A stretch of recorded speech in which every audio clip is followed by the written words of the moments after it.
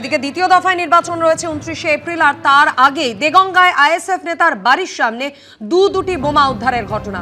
দেগঙ্গা 2 নম্বর গ্রাম পঞ্চায়েতের গোবর্ধনপুর এলাকার ঘটনা, ছবি রেখেছি আপনাদের সামনে।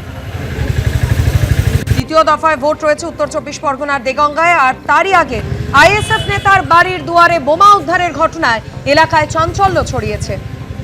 কে বা কারা কি কারণে এই বোমা এখানে রেখে গেল আইএসএফ নেতা, যার বাড়ির সামনে ঘটেছে এই ঘটনা, কি বলছেন তিনি, পুলিশ সূত্রেই বাকি জানা যাচ্ছে। বিস্তারিত জানাবেন প্রতিনিধি সমীরণ পাল আমাদের সঙ্গে রয়েছেন।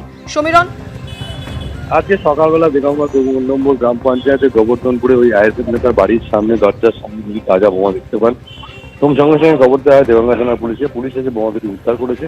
এবং আইএসএফ নেতার অভিযোগ যে গত কয়েকদিন আগে স্থানীয় একটি বাজারে তিনি তৃণমূলের বিরুদ্ধে একটি প্রতিবাদ সভায় সোচ্চার হয়েছিলেন, আর সেই কারণে তিনি চক্ষুস্থল হওয়াতেই তাকে নির্বাচন আগে সন্তুষ্ট করার জন্য তার বাড়ির সামনে বোমা রাখা হয়েছে।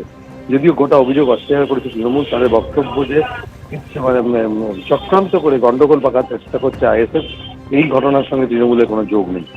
মাধুরী, ধন্যবাদ সমীরণ।